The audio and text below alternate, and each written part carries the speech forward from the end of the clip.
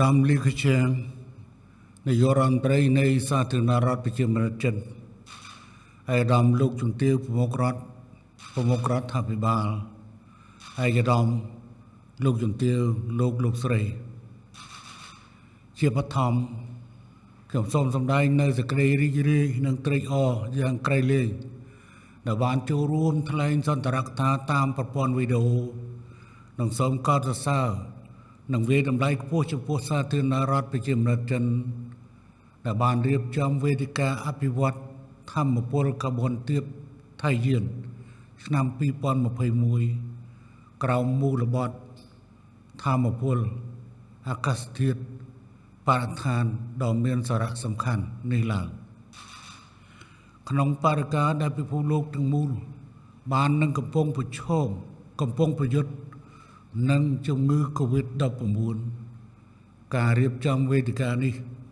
គឺជាការក្រើនរំលឹកកុំឲ្យយើងទាំងអស់គ្នាបំភ្លេចចោលនៅបញ្ហាធម្មពលអាកាសធាតុនិងបរិស្ថានដែលទាមទារឲ្យបន្តមានការយកចិត្តទុកដាក់និងការទទួលខុសត្រូវតាមរយៈការគិតគូរជាប់ជានិច្ចក្នុងការស្វែងរកដំណោះស្រាយសកលរួមក្នុងបរិការដែលបណ្ដាប្រទេសជាច្រើនបាននឹងកំពុងគិតគូររៀបចំផែនការស្ដារសង្គមសេដ្ឋកិច្ចឡើងវិញការរៀបចំវេទិកានេះនឹងបង្កើតជាកាលានុវត្តភាពដ៏ល្អមួយក្នុងការជំរុញសន្ទុះនៃការអភិវឌ្ឍធម្មពលកាបូនទាបសម្ដៅដោះស្រាយបញ្ហាធម្មពលអាកាសធាតុនិងបរិស្ថាននឹងឈានទៅសម្រេចបាននៅគោលដៅអភិវឌ្ឍប្រកបដោយចីរភាពនិងគោលដៅ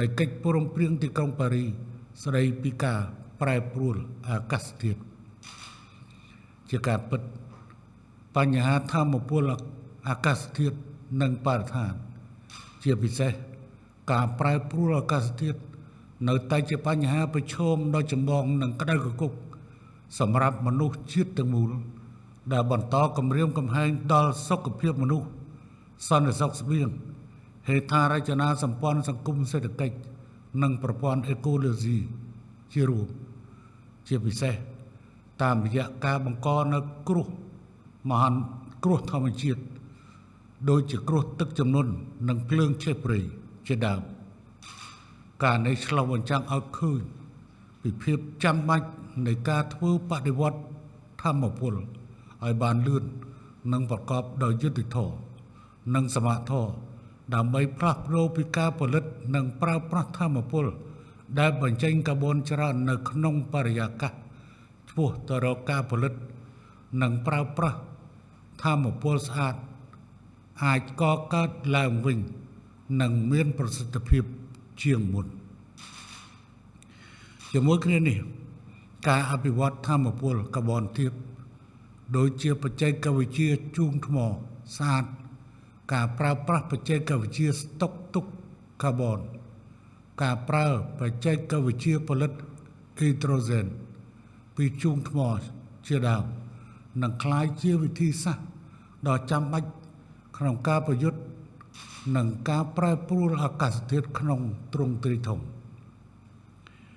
កឧត្តមលោកជំទាវលោកស្រីអ្វីទៅកម្ពុជាជាប្រទេសដែលមានកម្រិតនៃការអភិវឌ្ឍទាបរាជរដ្ឋាភិបាលកម្ពុជាមានការបដិញ្ញាចិត្តខ្ពស់និងកំណត់យកបញ្ហាធម្មពលអាកាសធាតុនិងបរិស្ថានជារបៀបវិរៈគោលនយោបាយដ៏សំខាន់និងសម្រាប់រយៈពេលវែងក្រោមអភិក្រមជាបញ្ហារួមប៉ុន្តែការអនុវត្តផ្សេងគ្នាទៅតាមការទទួលខុសត្រូវនិងសមត្ថភាពរៀងខ្លួនជាក់ស្ដែងកាលពីថ្ងៃទី31ខែធ្នូឆ្នាំ2020កម្ពុជាបានដាក់ជូនលេខាធិការដ្ឋាននៃអនុសញ្ញាក្របខ័ណ្ឌសហប្រជាជាតិស្ដីពីការប្រែប្រួលអាកាសធាតុនៅរបាយការណ៍បច្ចុប្បន្នភាពនៃការចូលរួមចំណែករបស់ជាតិដែលបានកំណត់គោលដៅកាត់បន្ថយការបញ្ចេញអូស្មန်ផ្ទះកញ្ចក់ឲ្យបានប្រមាណ 60.6 លានតោនសមមូលអូស្មានកាបូនិកត្រឹមឆ្នាំ2030នៅក្នុងវិស័យព្រៃឈើធម្មពលឧស្សាហកម្មកសិកម្មនិងការគ្រប់គ្រងសំណង់បន្ថែមលើនេះកម្ពុជាក៏បាននឹងកំពុងរៀបចំយុទ្ធសាស្ត្ររយៈពេលវែងប្រកបដោយអព្យាក្រឹតភាពកាបូនដោយរំពឹងថានឹងចប់សពគ្រប់នៅចុងឆ្នាំ2021នេះការដោះស្រាយបញ្ហាធម្មពលអាកាសធាតុនិងបរិស្ថានគឺជាកិច្ចការដ៏លំបាកមួយដែលទាមទារឲ្យមានការចូលរួមប្រកបដោយស្មារតីទទួលខុសត្រូវនិងការប្រាជ្ញាចិត្តខ្ពស់ពីគ្រប់ភាគីពាក់ព័ន្ធទាំងអស់ក្នុងន័យនេះខ្ញុំសូមអំពាវនាវឲ្យមានការពង្រឹងកិច្ចសន្ទនានិងកិច្ចសហប្រតិបត្តិការអន្តរជាតិរវាងគ្រប់ភាគីពាក់ព័ន្ធក្នុងគោលបំណងបង្កើតឲ្យបាននៅអនាគតបៃតងរួមគ្នាមួយប្រកបដោយចីរភាពដោយមិនទុកនរណាម្នាក់ចោលនោះឡើយខ្ញុំក៏សូមអំពាវនាវផងដែរឲ្យមានការប្រាជ្ញាចិត្តផ្នែកនយោបាយក្នុងការចូលរួមឲ្យអស់លទ្ធភាពពីគ្រប់ប្រទេសទាំងអស់នៅតាមដំណាក់កាលនៃការអភិវឌ្ឍប្រទេសនីមួយៗរបស់ខ្លួនក្នុងការជំរុញកំណើនបៃតងការកាត់បន្ថយការបញ្ចេញកាបូននិងការធានាឲ្យប្រជាពលរដ្ឋគ្រប់រូបទទួលបាននៅធម៌ពលនិរន្តរភាពក្នុងតម្លៃសមរម្យនិងមានការបញ្ចេញកាបូនទាបជាមួយគ្នានេះខ្ញុំក៏សូមលើកទឹកចិត្តឲ្យមានការជួយគ្នាទៅវិញទៅមកប្រកបដោយស្មារតីសាមគ្គីភាពជាពិសេសតាមរយៈការផ្ទេរបច្ចេកវិទ្យានិងការផ្ដល់ហិរញ្ញប្បទានជាពិសេសទៅដល់បណ្ដាប្រទេសដែលមានធនធានទាបទន្ទឹមនេះកម្ពុជាក៏បានកត់សម្គាល់ដោយយកចិត្តទុកដាក់ផងដែរនៅគំនិតព្រួយប្រាំបង្កើតផែនការពាណិជ្ជកម្មទីផ្សារជួញដូរកាបូននៅក្នុងប្រទេសចិនប្រទេសកម្ពុជាទទួលបានជោគជ័យក្នុងការចូលរួមទីផ្សារកាបូនស្ម័គ្រចិត្តក្នុងរយៈពេលជាច្រើនឆ្នាំកន្លងទៅនេះហើយកម្ពុជាកំពុងរៀបចំការងារមួយចំនួនបន្ថែមទៀតនៅក្រោមកិច្ចព្រមព្រៀងទីក្រុងប៉ារីសស្តីពីការប្រែប្រួលអាកាសធាតុកម្ពុជាចាត់ទុកឥណទានកាបូននេះជាប្រភពធនធានហិរញ្ញប្បទានប្រកបដោយចីរភាពដ៏សំខាន់មួយសម្រាប់សកម្មភាពកាត់បន្ថយការបញ្ចេញអូស្មန်ផ្ទះកញ្ចក់ហើយកម្ពុជាបើកចំហទទួលការចូលរួមនៅក្នុងភាពជាដៃគូជាមួយបណ្ដាប្រទេសនិងវិស័យឯកជននានាដែលមានចំណាប់អារម្មណ៍ជាទីបញ្ចប់ខ្ញុំសូមជូនពរឲ្យវេទិកានេះប្រព្រឹត្តទៅប្រកបដោយភាពជោគជ័យនិងសូមជូនពរឲ្យឯកឧត្តមលោកជំទាវលោកស្រីមានសុខភាពល្អបរិបូរណ៍និងទទួលបានជោគជ័យចំពោះគ្រប់ភារកិច្ចសូមអរគុណ You're watching EAC News. Thank you for joining us. Banteay-Menche has been hit by heavy flooding. Days of torrential rain has left much of Serey-Sopon city submerged, with hospitals in dire need already dealing with the province's surge in Delta-related COVID-19 cases. EAC News reporter Yuri Matosko has the latest. Torrential rain has lashed central Thailand and northwestern Cambodia in recent days. Worst hit Banteay-Menche. Its provincial capital, Serey-Sopon city, is on high alert. Its referral hospital has been heavily affected. Doctors and nurses have scrambled to get medicine, materials, and equipment out of harm's way. They've made an urgent appeal for donations of blood. Commander of the province 51st Infantry Brigade, General Sing Tum, has called on residents to be extra vigilant, particularly those with small children. He says the high water levels pose an increased risk of animals and insect bites. The floods have also affected 100 homes along the border in Malay, Boeng Beng, Oseralao and Topong communes. 10 families had to be evacuated. Authorities have confirmed that water levels are already receding and that roads will soon return to normal. But the threat hasn't gone away. The Ministry of Water Resources says a low-pressure system over the Indian Ocean will bring more heavy rain to the kingdom over the next 5 days. Yuri Matosco, EAC News. You're watching EAC News. Thank you for joining us. Lashings of heavy rain in Phnom Penh late Wednesday afternoon also brought flash floods to parts of the capital, and just as rush hour started. Underpasses were flooded in Chum Chau commune near the airport. Many chose to pull over and wait for the water level to drop before continuing their journey home. Others had little choice but to get off their motos and push. Heavy backlogs built up as traffic ground to a halt. This is a common sight during monsoon season across most of Southeast Asia. Across the capital, just west of the old Olympic Stadium, parts of 7 Makara were also under about half a meter of water. Bak Tuk appeared to get the worst of it, with roads turned into rivers and waves lapping at shop fronts. You're watching EAC News. Thank you for joining us. 2 brothers, aged 9 and 14, are not to be held liable for the death of their 4-year-old cousin. She died after having a phone charger wrapped around her neck. Police say the cousins had been fighting in the lead-up to the tragedy and say proper parental supervision would have prevented the little girl's death. EAC News reporter Reo Soko has the latest. A squabble between children, leading to the tragic death of a 4-year-old girl in Suaireng's Naraten village. 2 brothers, aged 9 and 14 years, were initially held liable, but police say, given their age, they cannot be arrested or charged. They need their parents' supervision. Suai Churong District Police Inspectorate Colonel Pin An says that the girl was strangled on Monday during a fight with her cousins. She'd been left in the care of her aunt by her mother, who works at a garment factory in Bavet. Found unresponsive by her aunt, the girl was rushed to hospital, but died shortly after arrival. A forensic examination revealed bruises in different parts of her body, leading to the investigation by police. Cambodian children's law prohibits the arrest of minors under 14. That children will be counseled, while police have stressed just how important adult supervision is, most especially while schools remain closed. Rhea Soko, EAC News.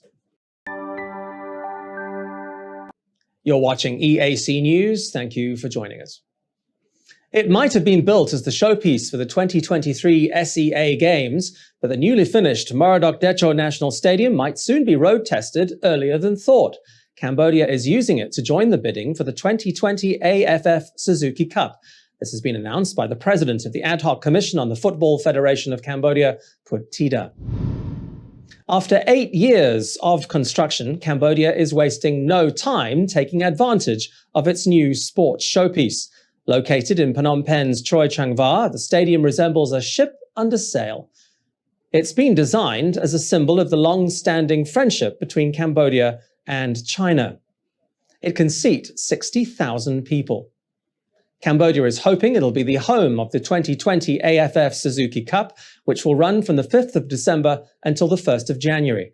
Along with Cambodia, Singapore, Thailand, and Indonesia have also shown an interest in hosting the tournament. The AFF Suzuki Cup is a biennial football competition organized by the ASEAN Football Federation. You're watching EAC News. Thank you for joining us. On to international news now, and the Taliban are out on the streets of Kabul to protect people's property and lives amid an administrative vacuum following their takeover. A new government has yet to be named, and few details about how the group intends to govern have been released. It's causing anxiety around the world, but most especially on the streets of Kabul. All we know is that this is the new Islamic Emirate of Afghanistan. We don't know who's in charge, what the government will look like, when it will first meet, or how it will actually govern. While Kabul residents say the security situation has improved, life is getting tough. Some banks, most hospitals, and government offices remain open. But while local market vendors have things to sell, few people are buying, given the high levels of anxiety about what the next few days and weeks could bring. Prices are soaring, and long queues outside banks underline just how worried residents of the capital are. The local currency, the Afghani, is fast losing its value against the US dollar. At the border with Pakistan, many money traders are refusing to exchange it. The fall in the exchange rate has seen prices for many basic foodstuffs ratchet up daily, squeezing people who have seen their salaries disappear and their savings put out of reach by the closure of the banks. The Taliban says the problems will ease once a new government is in place. It's appealed to other countries to maintain economic relations. One country that will be key is the United States, but its focus right now is getting its remaining nationals and Afghan contract workers out of the country after its shambolic airlift. You know, we have obviously had contacts with the Taliban. We had it during the effort that we were trying to midwife a negotiation. Those conversations have continued intensively to enable the evacuation of that we undertook and to try to get the kinds of guarantees of safe passage, et cetera, and tolerance, and to talk about the standards set in the UN Security Council resolution, to talk about the terrorist threat as well, because the expectation is that they claim to be able to control the security of Afghanistan. We'll see if that is the case. That is a far cry from formal recognition. We will continue to have conversations that serve our interest, as will our allies and partners. But the first thing we want to see is them live up to the obligations that they have under the UN Charter, as well as the public statements that they themselves have made about their expectation for an Afghanistan that respects human rights, respects international law, allows international citizens and Afghans who wish to leave. Back in Kabul, the Taliban is taking stock at the capital's main airport. It says it hopes to restore operations there in the coming days.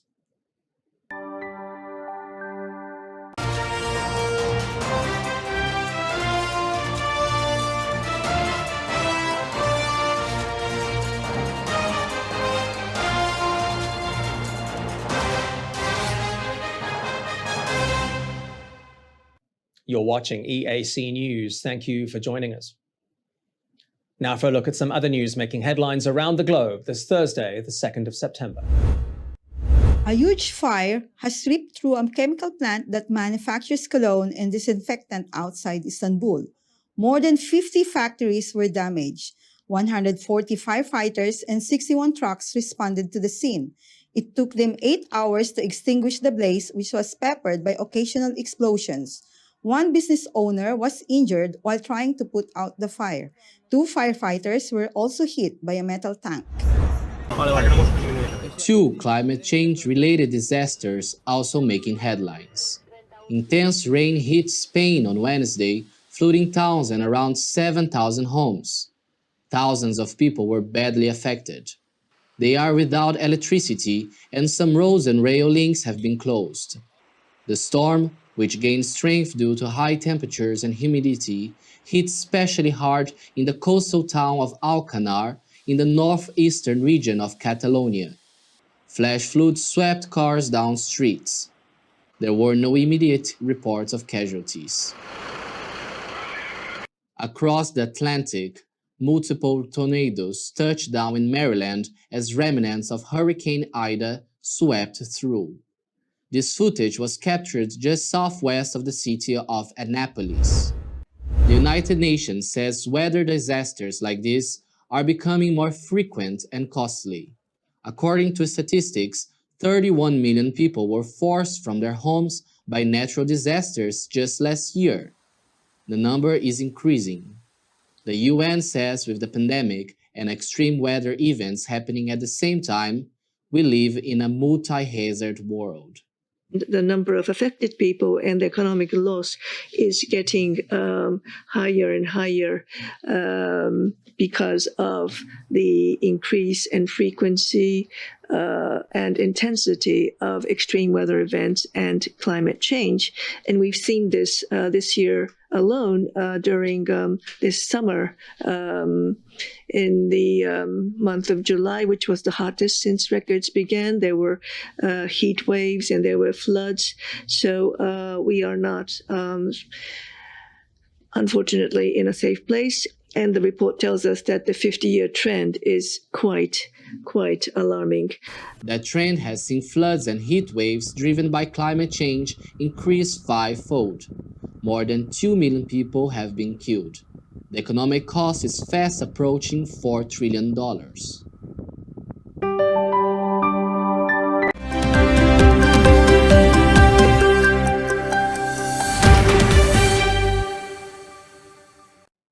You're watching EAC News. Thanks for joining us. Cambodia can be proud of its lone Paralympian at the Tokyo 2020 Paralympics. Van Von finished in 7th place in Wednesday night's final of the men's T54 100-meter wheelchair race. He finished in a new personal best time of 14.21 seconds. Finland's Leo-Pekka Tati looked to be the race favourite. He's won gold in the last 4 Paralympic finals in the same event, but it was Thailand's Atiwatpaing Noa who crossed the finish line first. The T54 final was the highlight of Wednesday night's action, and Van Von did us all proud. In the women's T36 100-meter race, it was China's Shi Yiting who produced a gold medal performance to break the world record with a time of 13.61 seconds. Russia's Elena Ivanova seemed pretty happy to bag the silver. It was also silver for Canada's Paralympic veteran Brent Lakotos, who was looking to hold on to his T53 men's 100-meter crown, but gold went to Thailand's Payo Bangsakon.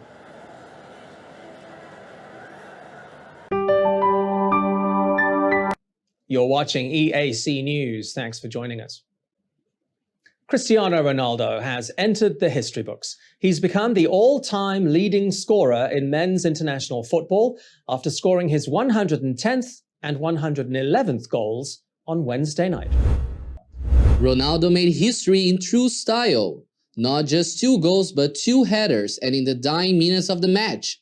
They gave Portugal a 2-1 comeback win over Ireland in Group A of the World Cup qualifiers. The Manchester United forward almost had a hat-trick, but saw Gavin Buzuno save his first half penalty. It was the 89th minute of the game when Ronaldo entered the history books, surpassing Iranian Ali Daei's record of 109 goals with a towering header. He then produced a carbon copy in the 6 minutes of stoppage time to score goal number 111. Back in Man United for the next season of the English Premier League, there's no doubt Ronaldo will take his record even higher. You're watching EAC News. Thanks for joining us. Lionel Messi will play in Thursday night's World Cup qualifier against Venezuela in Caracas. Despite having played less than half an hour this season for his new club Paris Saint-Germain, Messi has been declared fit to hit the field at the Caracas Olympic Stadium. Messi spent Wednesday training with Argentina ahead of their 3 qualifiers over the next week. The 2-times world champions play Brazil in Sao Paulo on Sunday and then Bolivia in Buenos Aires next Thursday. They sit in 2nd place behind Brazil in the 10-team South American qualifying group. The top 4 teams will qualify automatically for Qatar 2022. If Messi was a bit out of breath during training, he didn't show it. He's not played a full match since the 10th of July, when he started for Argentina in the Copa America final. Much of his time since then has been dominated by his move to Paris after 18 years with Barcelona. You're watching EAC News. Thank you for joining us. For the first time in nearly 80 years in Sri Lanka, an elephant has given birth to twins. The calves were born on Tuesday in a wildlife reserve. The twin males are the mother's 2nd and 3rd offspring. She gave birth to her first male calf in 2009. The twins were born at the Pinnawala Elephant Orphanage in the Central Hills of Sri Lanka. One of the country's biggest tourist attractions, it was set up in 1975 to care for wild elephants that needed to be rescued and treated for various injuries. Experts say the last time an elephant in Sri Lanka gave birth to twins was back in 1941. The 25-year-old mother, 17-year-old father, and 36-hour-old calves are all said to be doing just fine.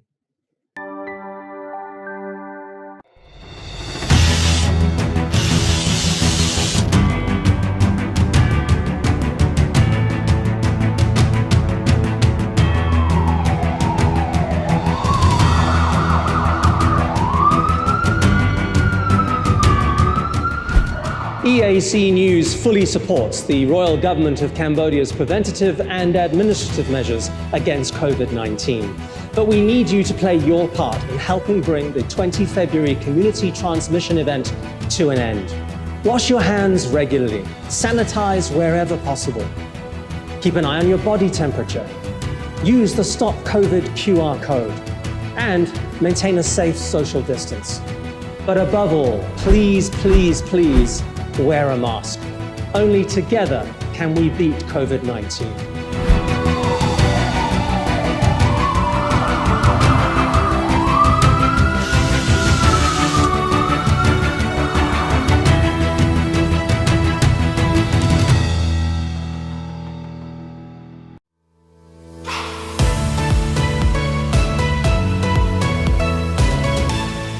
eArts Cambodia's audience is growing. Our YouTube channel now has 150,000 verified subscribers. To mark the milestone, we've received the Silver Creator Award from YouTube, given to channels with over 100,000 subscribers. YouTube CEO Susan Wojcicki says the award celebrates eArts Cambodia's hard work and incredible achievement. She says not only has eArts Cambodia brought a unique voice and style to the world, but has also created valuable connections and built a community along the way. The next milestone we're going for is 1 million subscribers, and we'd really like that Gold Creator Award. So if you're not already a subscriber, head to www.youtube.com/eArts Cambodia. Subscribers get all the latest breaking news and updates from Cambodia in English. We'll see you there.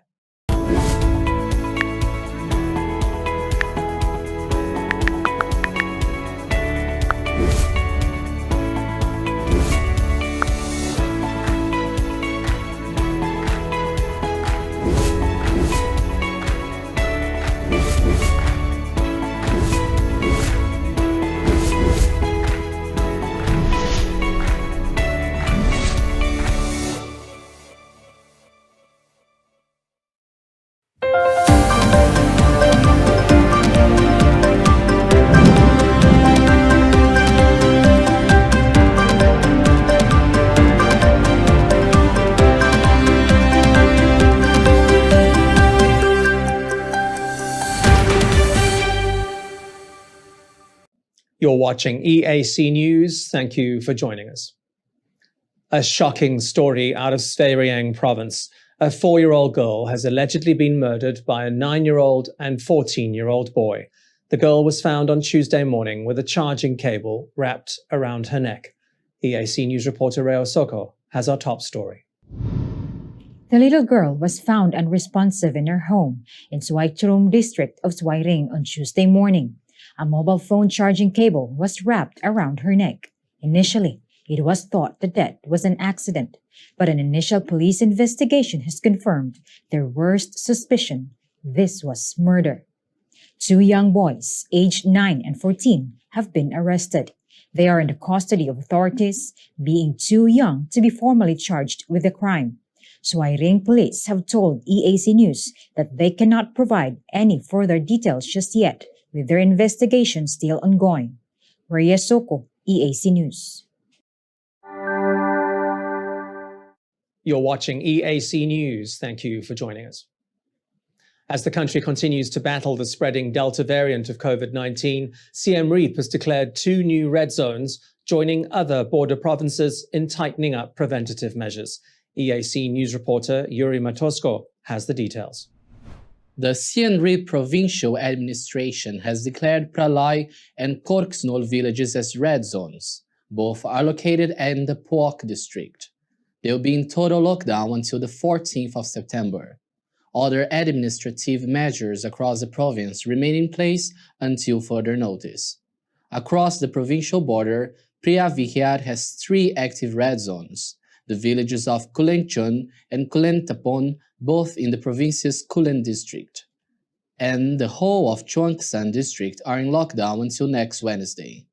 Also along the border, Bingchei Mengchei is home to 2 red zones, Tok Tla and Kampong Savai, both in Seray Soporn City.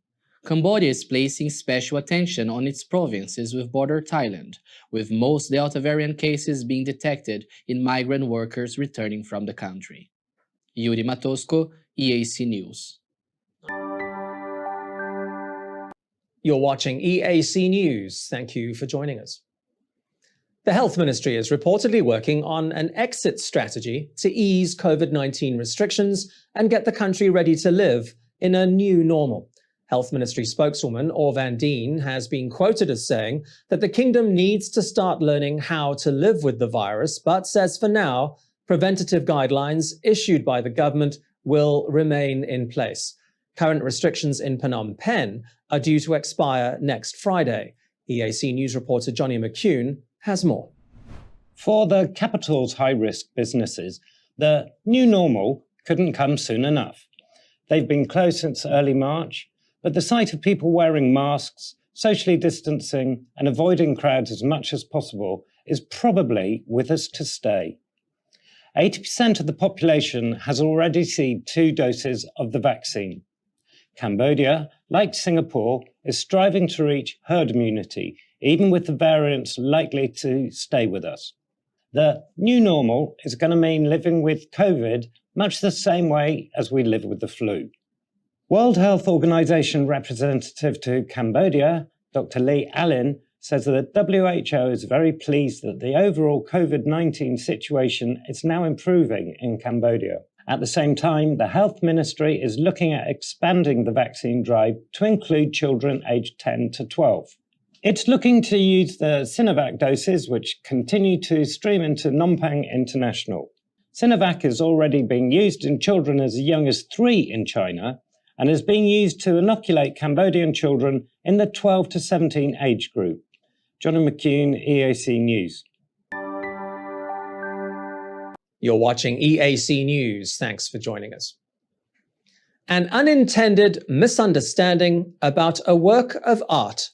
This is what Fa Panlu Selpak has had to say in response to critics of its music video of Love Lost Beauty. Funded by the US Embassy, the music video was released to mark what would have been the 89th birthday of the great Khmer artist Sin Sisamut. He was known as the Emperor with the Golden Voice from the 1950s to the 1970s and died at the hands of the Khmer Rouge. On his 89th birthday, the US Embassy released the music video performed by Sin's granddaughter. But one section of the video has critics in an uproar. EAC News reporter Reo Soko explains.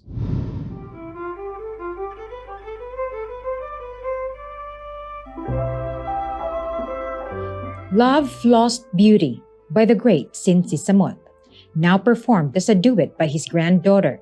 But it's this scene, arguably devoid of any beauty, that has caused a storm of protest on the US Embassy's Facebook page. Union of Journalist Federations of Cambodia President Hoi Vanak has raised questions about the real intentions of the music video. He says the song was by a famous Khmer singer, but has complained about all the garbage in the background. He questions why the people behind the project chose not to rather show the country's treasures instead of trash. Fa Panlu Selpak's executive director, Osman Hawaja, has urged people to see the music video in its entire context. He says one important image that hasn't been discussed amidst the controversy is the Heritage Movie Theater at the center of it, describing it as a real historical treasure in the heart of Battambang.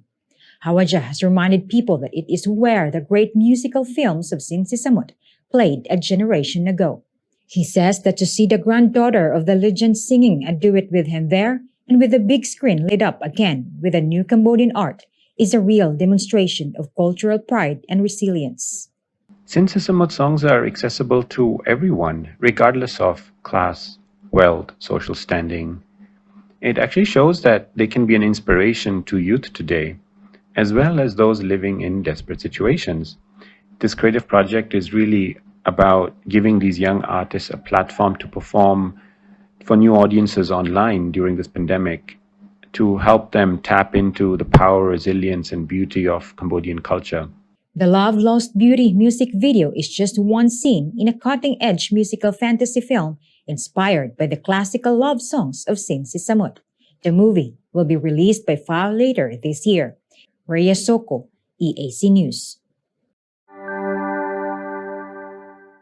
You're watching EAC News. Thank you for joining us. It's a new month and a new start for Afghanistan. The Taliban is moving quickly to assert itself a day after Western evacuations were completed from Kabul's Hamid Karzai International, and the last US troops left Afghan soil after 20 years of occupation. The Taliban, parading themselves victoriously on the tarmac of an airport that was the center of the world's attention for the past week. Over 125,000 Western diplomats and some of the Afghans who worked for them were airlifted during one of the largest operations of its kind in history. But thousands of Afghans have been left behind. The Taliban says they have nothing to fear and there is no longer a need for war. Taliban spokesman Zabihullah Mujahid says the group wants diplomatic relations with the United States as well as with other countries around the world as it seeks to rebuild a country shattered by decades of civil war, invasion, and occupation. The group says its first job is to reopen Kabul's main airport. Elsewhere in the capital, though, possibly predictable scenes of what some members of the Taliban really think about their former occupiers. This was billed as a celebration by a group that is promising peace, stability, and socio-economic development in a new Islamic Emirate of Afghanistan. Across the region, there is a sense of resignation that isolating the Taliban is not going to be an option, and that engagement is going to be key to ensuring regional security. In Qatar, Foreign Minister Sheikh Mohammed bin Abdul Rahman Al Thani was hosting his German counterpart. He told the media he's choosing to look on the bright side. We believe that isolation is not an answer, yet the recognition is still not a priority for us. So this is given our assessment that Taliban being isolated in 1996 has led us to the situation that we were in previously in Afghanistan. Yet we have seen that the engagement can give us some positive results. He is urging countries around the world to work with the Taliban, as another power vacuum would be the worst possible outcome for the international community. Not one country has yet formally recognized the Taliban as the government of Afghanistan.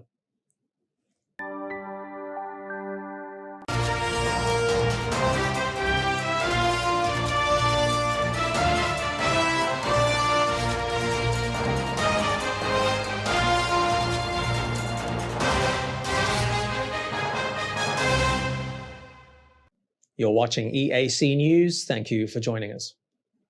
Well, let's have a look now at some other news making headlines around the world this Wednesday, the 1st of September. Firefighters are waging an all-out battle in strong winds to protect homes near Lake Tahoe from California's Sierra Nevada range wildfire known as the Calder Fire. It has been burning since mid-August. Tens of thousands of residents and tourists have been evacuated from the popular resort.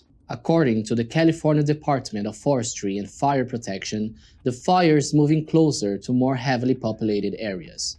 The department has closed all 18 national forests in California in the midst of a fire season already shaping up as one of the worst on record. The fire is only 13% contained. A double tragedy in Peru. A bus plunged into a ravine outside the capital Lima. 32 people, including 2 children, have been killed. The bus was carrying 63 passengers. One survivor said the bus started to zigzag and passengers were asking the driver to stop, but he kept going. At the same time, 2 riverboats full of passengers crashed into a barge on Sunday night in Peru's largest Amazon region. At least 20 people are dead. 50 others are still missing. Reporters rushed to the scene to speak to survivors. This man was asked if his wife had made it. He told the reporter that his wife and 7-year-old son had both been killed. And researchers are hoping that Brazilian viper venom could become a tool in the fight against COVID-19. Brazilian researchers have found that a molecule produced by the Jaracuçu pit viper inhibits coronavirus reproduction in monkey cells by 75%. The molecule is a peptide, a chain of amino acids that can connect to an enzyme of the coronavirus without damaging other cells. The University of São Paulo says the peptide can be synthesized in the laboratory, so capturing or killing snakes for their venom is unnecessary.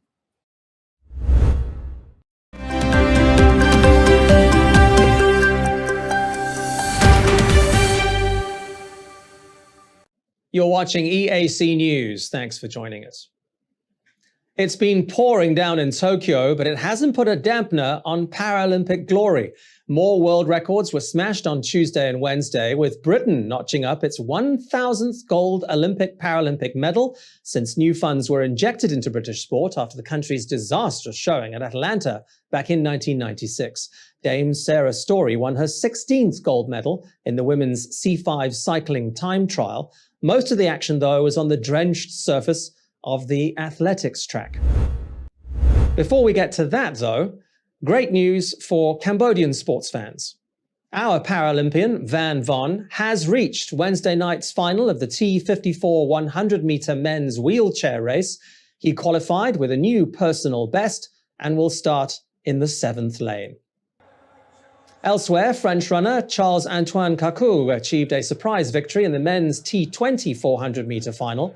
Mexico's José Rodolfo Garcia could hardly hide his delight at winning gold in the T38 400-meter final. In the women's T64 200 meters, it was a great day for the Dutch as they picked up gold and bronze. Marleen van Gansevinkel roared with delight as she crossed the finish line in a new Paralympic record time of 26:22. She was followed by Germany's Irmgard Bensuan in second and fellow Dutch runner Kimberly Alcamada in third. In the women's T11 100 meters, Venezuela's Linda Patricia Perez Lopez won gold, having watched her sister pick up a bronze medal earlier in the day. Archery also provided a stunning spectacle, with China's He Jiao firing 9 successive 10-point arrows to take home the gold medal. From China is your Paralympic. You're watching EAC News. Thanks for joining us. Venezuela and Argentina are busy training ahead of their World Cup qualifier in Caracas on Thursday night. The game is part of a triple header of World Cup qualifiers in South America over the course of the next week. Brazil play Chile on Thursday, with Venezuela then facing Peru the following Thursday. It's all to play for Venezuela. Brazil topped the South American qualifying group after 6 games, 6 points ahead of a second-place Argentina. The top 4 teams qualify automatically for Qatar 2022. Venezuela and Argentina face off at Caracas Olympic Stadium. While the players get training, fans are getting tested. A makeshift mobile testing center has been set up at the Olympic Stadium. The Venezuelan government is limiting match capacity to 30%. Fans must test negative for COVID-19 if they hope to attend. You're watching EAC News. Thanks for joining us. European football's annual summer transfer window has closed, and Kylian Mbappe will be staying at Paris Saint-Germain. The club rejected Real Madrid's almost $200 million offer, but it'll likely be Mbappe's last summer in Paris anyway. His contract is due to end next year, and he has already said he's keen for a move to Spain. And while they held on to Mbappe, PSG have signed Portugal fullback Nuno Mendes on a season loan from Sporting Lisbon. The loan also includes an option to make the move to PSG a permanent one. He'll have big shoes to fill, though, if Mbappe does leave next year, with him being the club's top scorer. The biggest headline of the transfer season, though, was the sensational move back to Atletico Madrid for French forward Antoine Griezmann. He's on a season-long loan from Barcelona with the option to make it a 2-season deal. Atletico managed to secure his return in the final hours of the transfer window. They paid just over $140 million for him back in 2019, but details of the loan deal have not been released. You're watching EAC News. Thank you for joining us. Signs the world is slowly returning to normal after an almost 2-year pandemic are always a pleasure to see. Last year's event was cancelled, but Peru's crazy car race was back on the calendar on Monday. No need for a driver's license for this event, with young and old getting behind the wheel in their homemade cars. The only rule was that your vehicle had to be made from recycled materials. For most, it was just a bit of fun, but 3 teams really drove themselves into the competitive spirit. Dragon Ball Goku eventually defeated the Flintstones to take first place on the driver's podium. The Fast and the Furious team weren't quite fast enough, finishing in 3rd. Everyone says they'll all be back again next year.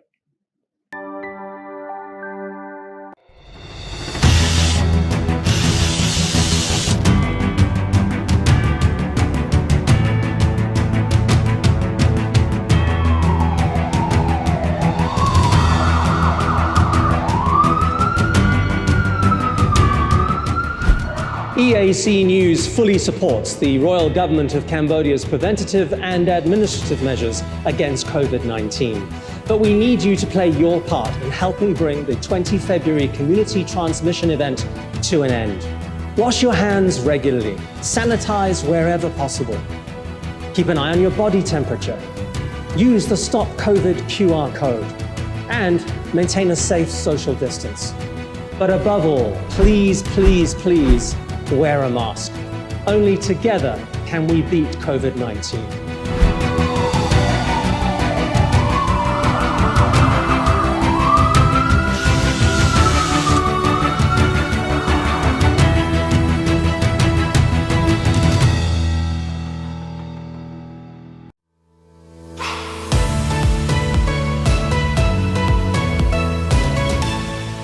eArts Cambodia's audience is growing.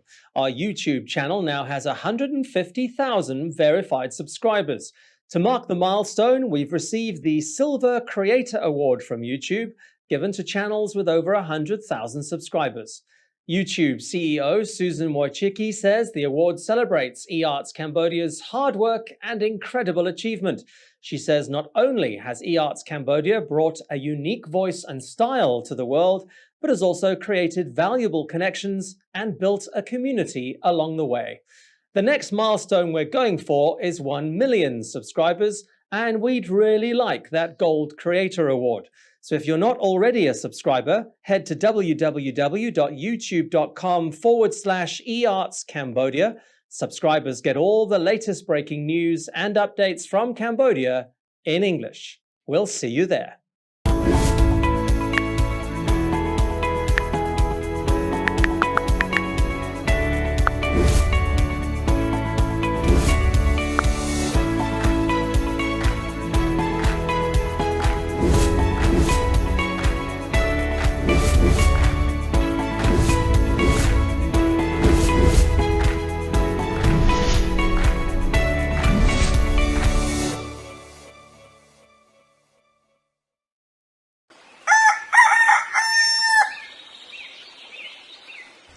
Hơi, đợi miền thoi ấy sao?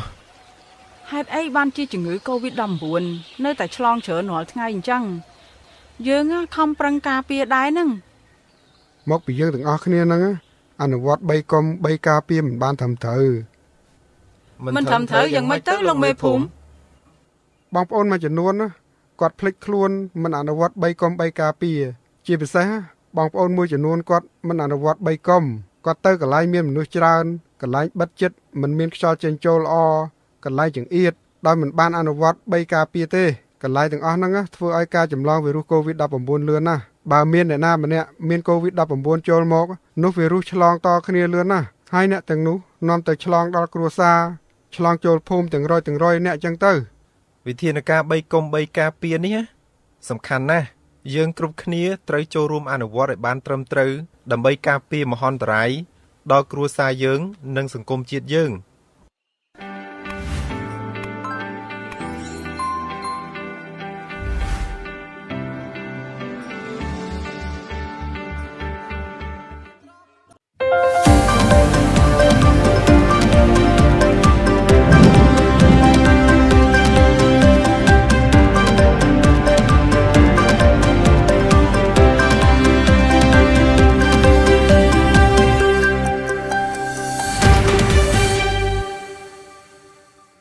You're watching EAC News. Thank you for joining us. Prime Minister Hun Sen has urged the Minister of Education to start reopening schools as soon as possible. He wants to start with schools in areas with low rates of COVID-19 infection. The Prime Minister delivered a speech on Tuesday morning, pointing out that most rural areas across the kingdom have very few cases of the coronavirus. He says the Ministry of Education should start reopening their schools to avoid student dropouts, which he says could lead to a more serious situation in the country. The Prime Minister has stressed, though, that any decisions to reopen schools will be left to the Education Minister and provincial governors. EAC News reporter Reo Soko has our top story. Prime Minister Hun Sen has suggested that Minister of Education Hang Choon-narong reopen schools wherever it is safe to do so. He has emphasized that with the duration of school closures nationwide, it could be a more serious problem for the country when students are not learning at all. The Prime Minister says students in rural areas do not have access to the internet for online learning. In most rural areas, teachers are providing workbooks or home assignments, often with only part-time parental supervision. The Prime Minister says this leaves him feeling fearful for the future of the kingdom's children. He says they might even forget the alphabet if their schools remain closed for much longer. He's now urging the Minister of Education and governors to have a serious look at when schools can reopen safely. I think rural schools, even at the primary level for children under 12, can go back to school because there are no infections. I suggest flexible thinking and practical implementation of the preventative measures in each province when it comes to reopening schools. Where it is possible to open a school, then let it reopen, while for places where it is not possible, then students should learn remotely or online. Where possible, let there be a mix of face-to-face learning and distance learning, otherwise our young children will be in a dangerous position. The majority of the population of Phnom Penh and Kandal are already protected against COVID-19. Infections in Phnom Penh are declining, and those who become infected do not develop serious illness. Mortality has also decreased. So this is a positive point for the reopening of the socio-economic sector across the country, including the field of education. As of Monday, over 1.5 million children between the ages of 12 and 17 have already received at least their first dose of Sinovac. More than 300,000 have been fully vaccinated. The Prime Minister says booster shots will also be given to children to give them even more protection against the virus. An additional 2 million doses of Sinovac arrived in the kingdom from China on Tuesday morning. Reyes Soko, EAC News. You're watching EAC News. Thank you for joining us. Teachers and lecturers have welcomed the Prime Minister's announcement. Both public and private school teachers and university lecturers have been working from home for well over 6 months and say they're desperate to get back to in-person learning. EAC News reporter Johnny McCune has that story. Schools and universities shut their doors in March to stem the spread of the virus. Although universally deemed a good idea, it has led parents to having to homeschool, meaning one parent may have had to actually forfeit a much-needed source of income. Meanwhile, teachers have become keyboard warriors, tirelessly working from home as they teach online. But there's light at the end of the tunnel. The National Paediatric Hospital is administering booster shots to public teachers who have welcomed the Prime Minister's speech on Tuesday. For me, I think it's good because we all want the students to attend school physically so that they can meet other students, exchange ideas and learn.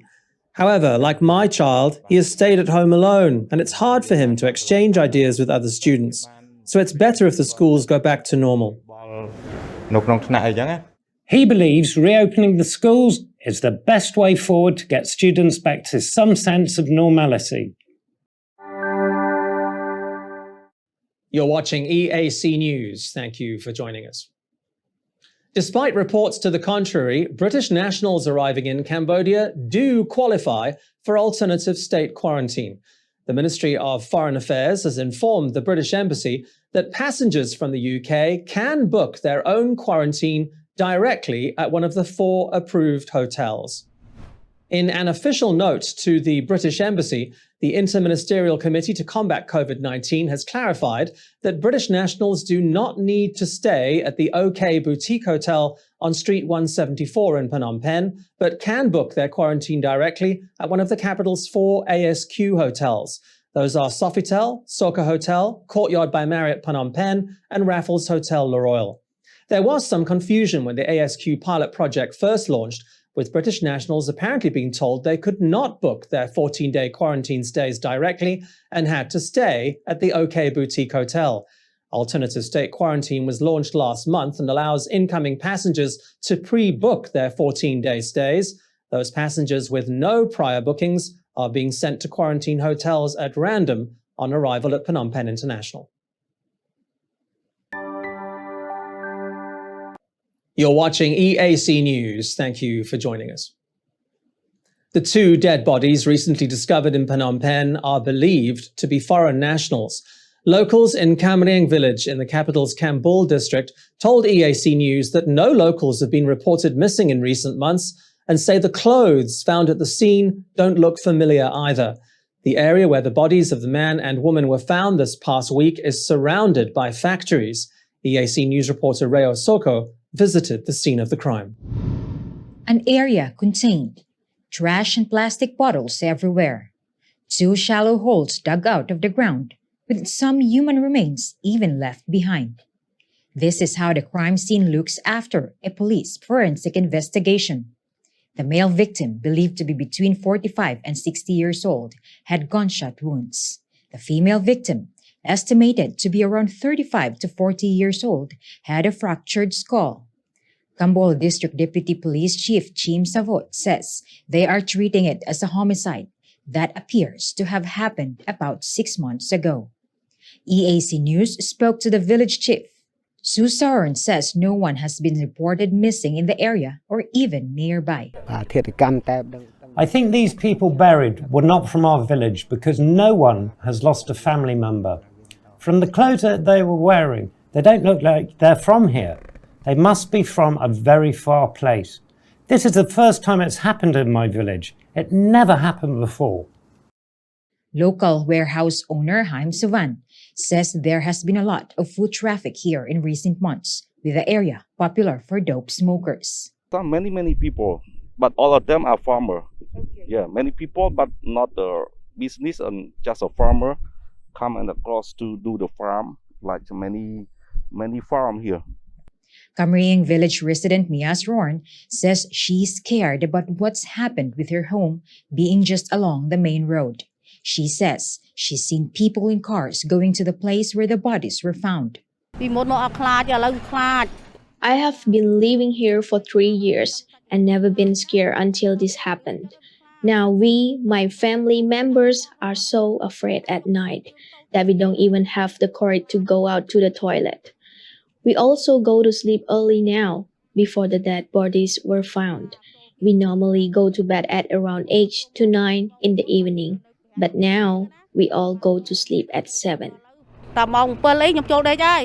With the crime scene investigation complete, police are now hunting for those responsible. The bodies were buried on the side of a small road, around 200 meters away from the main road. As you can see here, the area has already been cordoned off by the investigating team. But 3 big questions will need answering. Who were these people? What exactly led to their deaths? And why were they just murdered? Rhea Soko, EAC News, Phnom Penh. You're watching EAC News. Thank you for joining us. The United States has completed its controversial and shambolic withdrawal from Afghanistan. 20 years of effective occupation came to an end in the early hours of Tuesday morning as the last U.S. military plane left Kabul's Hamid Karzai International Airport. The U.S. leaves a shattered nation back in the hands of the very group it went in to destroy. Major General Chris Donahue, commander of the 82nd Airborne Division, photographed as he stepped aboard a C-17 transport plane. He was the last US service member to leave Afghanistan. The flight ends a hasty and humiliating exit, with Washington and its allies carrying out a massive but chaotic airlift over the past 2 weeks. Tens of thousands of Afghans who helped Western countries and might have qualified for evacuation have been left behind. Across Kabul, gunfire rang out in celebration at news that the US withdrawal had been completed. Soon after the final US military flight left, members of the Taliban walked across the tarmac, telling reporters that everything will be fine. But the airport has been left with no air traffic control and remains vulnerable to rocket attacks by Islamic State. All civilian aircraft are being advised to stay well clear of Afghan airspace, at least for the time being. That advisory puts a big question mark over US Secretary of State Antony Blinken's remarks in Washington that the US would continue working with its international partners to get its remaining civilians and Afghan associates out of the country. We will work to secure their safe passage. This morning, I met with the foreign ministers of all the G7 countries, the United Kingdom, France, Germany, Canada, Italy, Japan, as well as Qatar, Turkey, the European Union, and the Secretary General of NATO.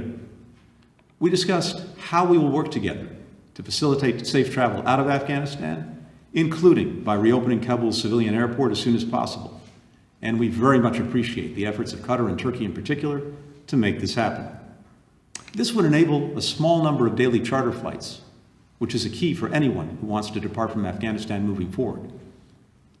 We're also working to identify ways to support Americans, legal permanent residents, and Afghans who have worked with us and who may choose to depart via overland routes. Back in Kabul, Taliban commander Qari Samullah says the group will do its best to establish a safe atmosphere in the country and that together the people of Afghanistan will build a new homeland. On the streets there is fear, though, with memories still fresh of the Taliban's previous regime, during which music was banned, women were not allowed to work, and girls were barred from education. Public executions were also commonplace. The United Nations says the country is facing a dire humanitarian crisis, cut off from foreign aid amid a drought, mass displacement, and the pandemic. A chaotic occupation may be over, but an extremely uncertain future has begun.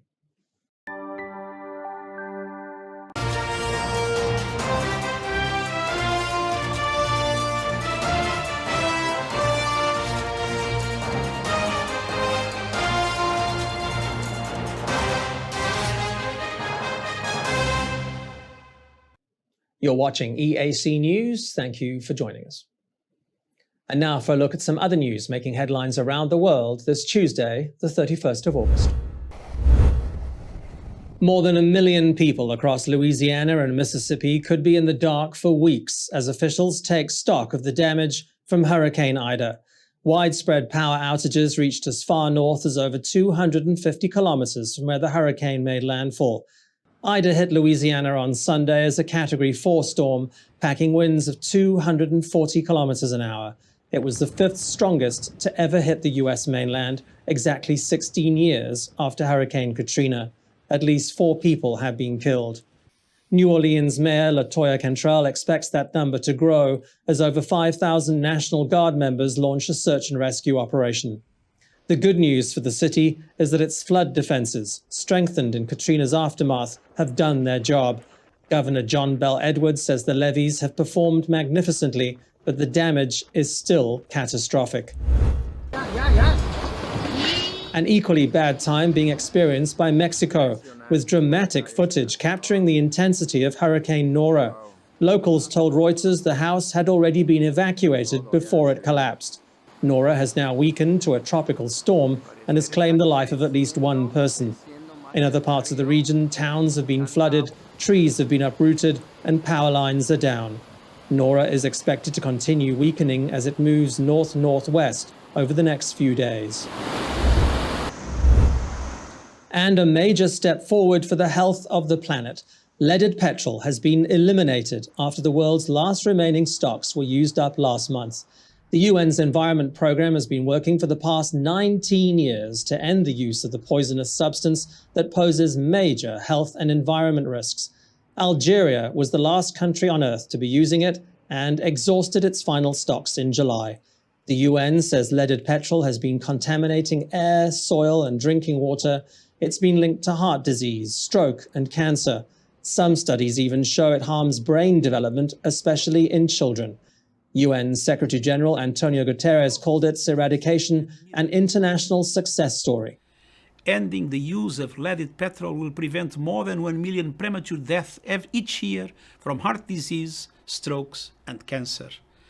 And it will protect children whose IQs are damaged by exposure to lead. He says the elimination of leaded petrol shows what can be achieved through collaboration and called for similar initiatives towards emissions-free transport and tackling climate change.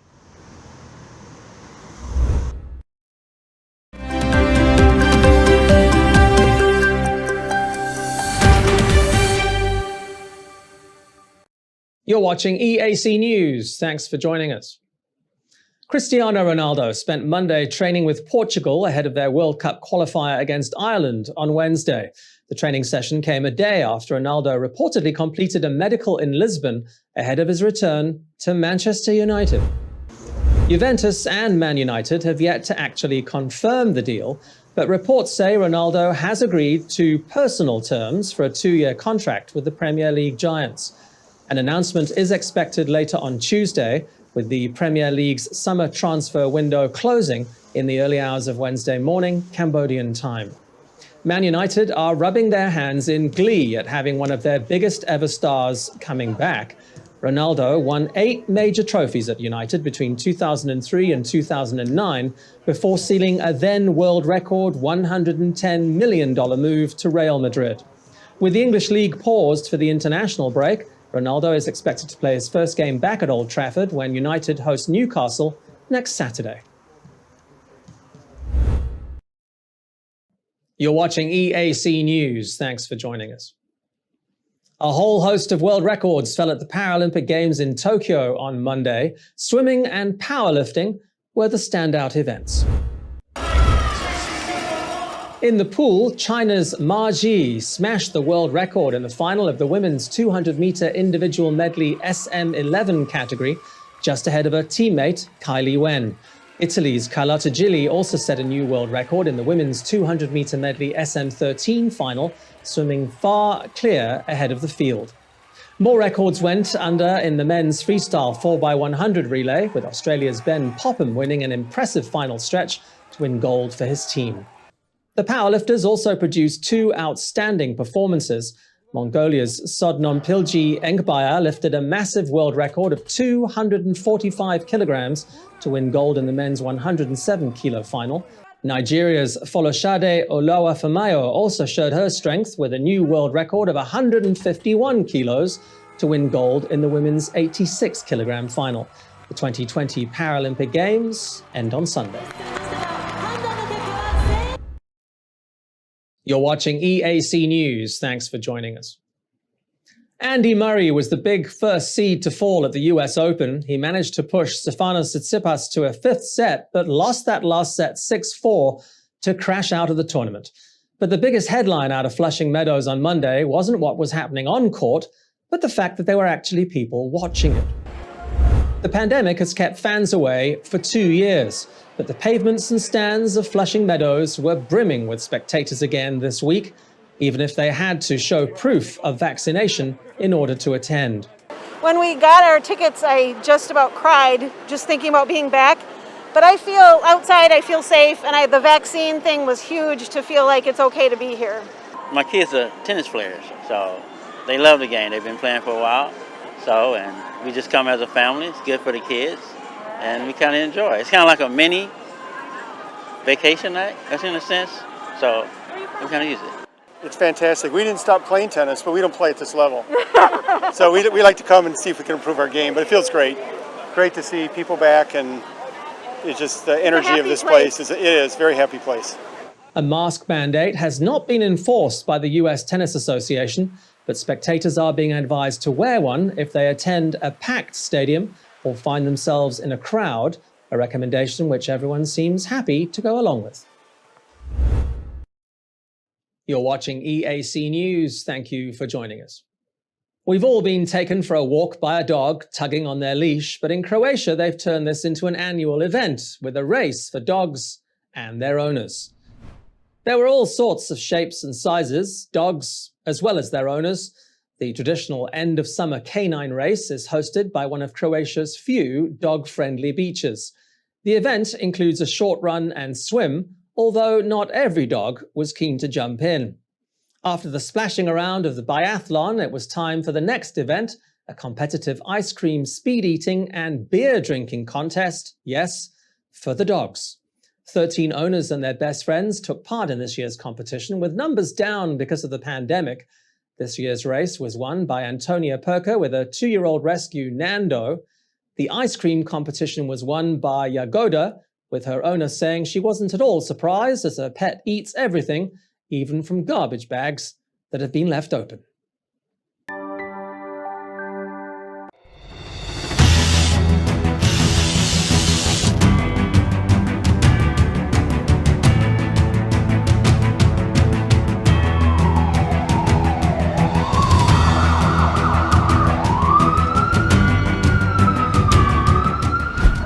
EAC News fully supports the Royal Government of Cambodia's preventative and administrative measures against COVID-19. But we need you to play your part in helping bring the 20 February community transmission event to an end. Wash your hands regularly, sanitize wherever possible. Keep an eye on your body temperature. Use the Stop COVID QR code and maintain a safe social distance. But above all, please, please, please, wear a mask. Only together can we beat COVID-19.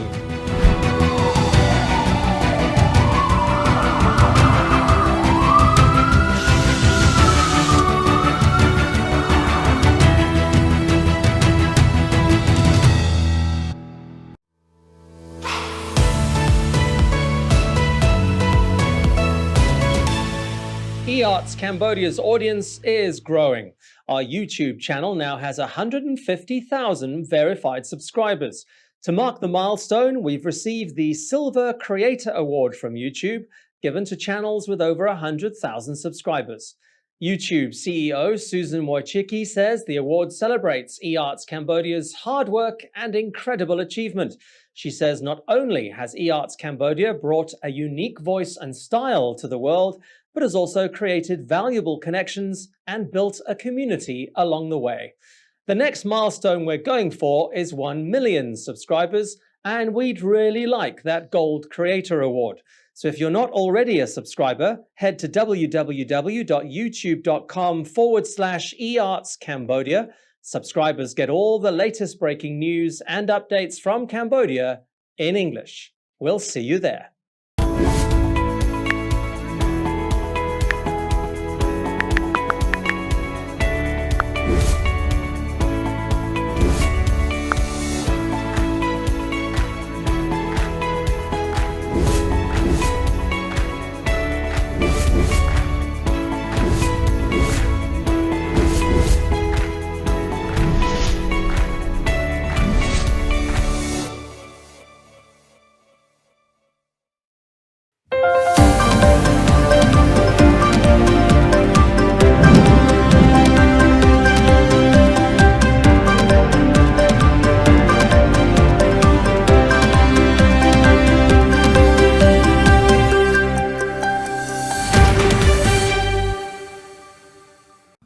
Ram Likchen, the Yoran Bray, Nay Saturn Rat became a chen.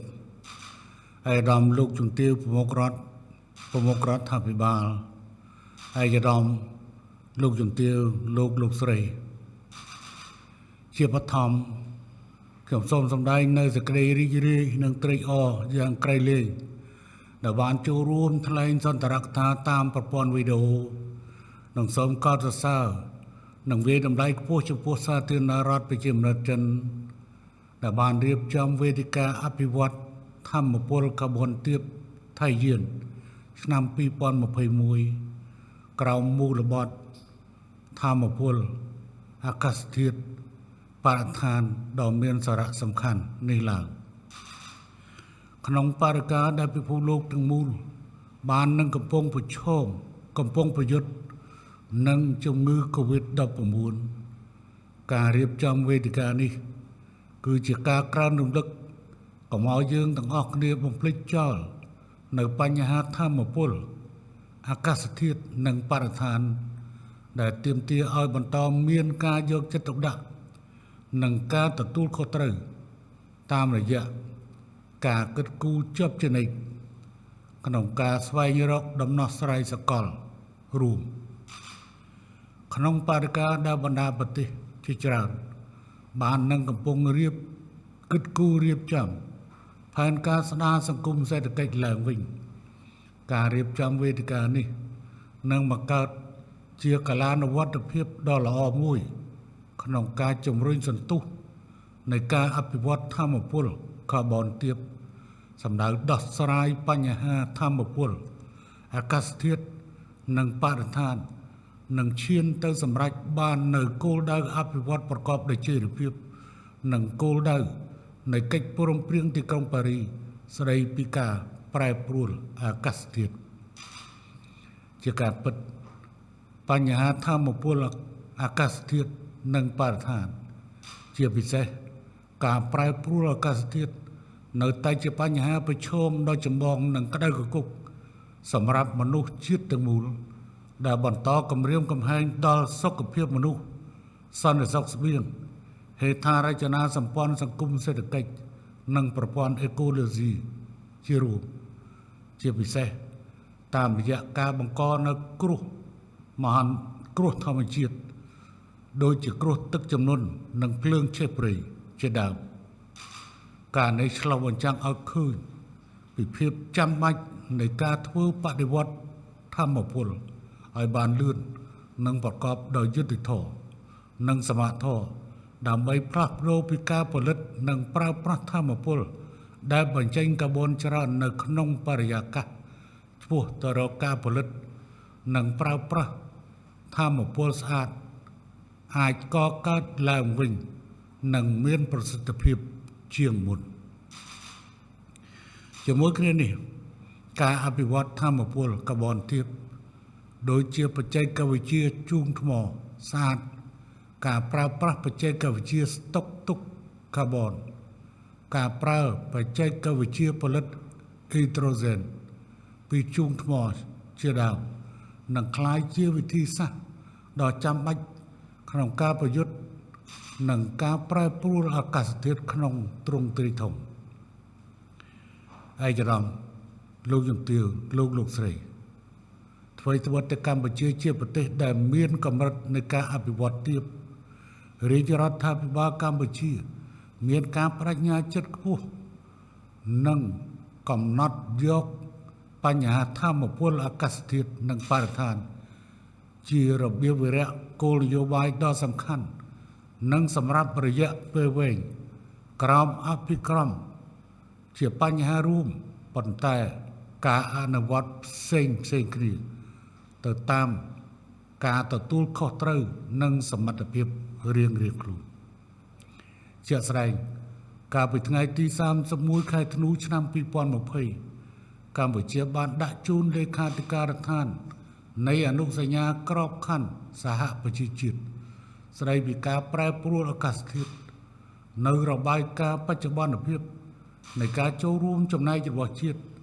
ដែលបានកំណត់គោលដៅកាត់បន្ថយការបញ្ចេញអូស្មန်ផ្ទះកញ្ចក់ឲ្យបានប្រមាណ 60.6 លានតោនសមមូលអូស្មန်កាបូនិកត្រឹមឆ្នាំ2030នៅក្នុងវិស័យព្រៃឈើធម្មពលឧស្សាហកម្មកសិកម្មនិងការគ្រប់គ្រងសំណល់បន្ថែមលើនេះកម្ពុជាក៏បាននឹងកំពុងរៀបចំយុទ្ធសាស្ត្ររយៈពេលវែងប្រកបដោយអព្យាក្រឹតភាពកាបូនដោយរំពឹងថានឹងចប់សពគ្រប់នៅចុងឆ្នាំ2021នេះការដោះស្រាយបញ្ហាធម្មពលអាកាសធាតុនិងបរិស្ថានគឺជាកិច្ចការដ៏លំបាកមួយដែលទាមទារឲ្យមានការចូលរួមប្រកបដោយស្មារតីទទួលខុសត្រូវនិងការបដិញ្ញាចិត្តខ្ពស់ពីគ្រប់ភាគី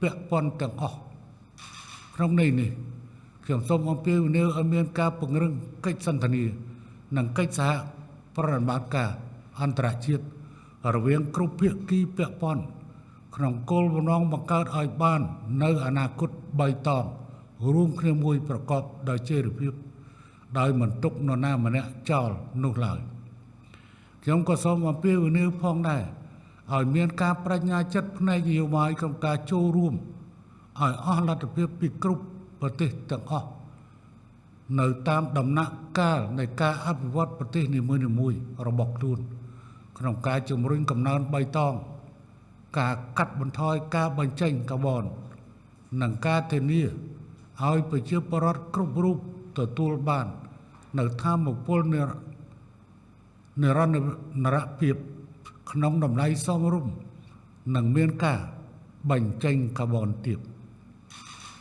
ជាមួយគ្នានេះខ្ញុំក៏សូមលើកទឹកចិត្តឲ្យមានការជួយគ្នាទៅវិញទៅមកប្រកបដោយស្មារតីសាមគ្គីភាពជាពិសេសតាមរយៈការផ្ទេរបច្ចេកវិទ្យានិងការផ្ដល់ហិរញ្ញប្បទានជាពិសេសទៅដល់បណ្ដាប្រទេសដែលមានធនធានទាបទន្ទឹមនេះកម្ពុជាក៏បានកត់សម្គាល់ដោយយកចិត្តទុកដាក់ផងដែរនៅគំនិតព្រួយប្រាំបង្កើតផែនការពាណិជ្ជកម្មទីផ្សារជួញដូរកាបូននៅក្នុងប្រទេសចិនប្រទេសកម្ពុជាទទួលបានជោគជ័យក្នុងការចូលរួមទីផ្សារកាបូនស្ម័គ្រចិត្តក្នុងរយៈពេលជាច្រើនឆ្នាំកន្លងទៅនេះហើយកម្ពុជាកំពុងរៀបចំការងារមួយចំនួនបន្ថែមទៀតនៅក្រោមកិច្ចព្រមព្រៀងទីក្រុងប៉ារីសស្តីពីការប្រែប្រួលអាកាសធាតុកម្ពុជាចាត់ទុកឥណទានកាបូន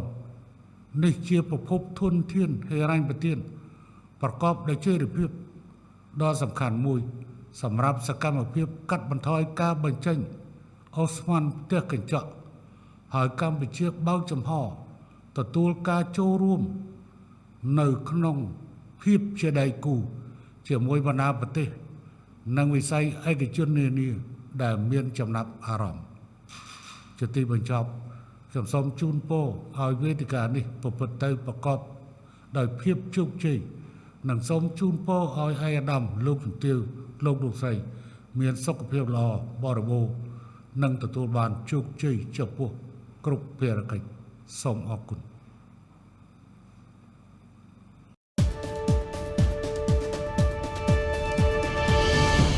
You're watching EAC News. Thank you for joining us.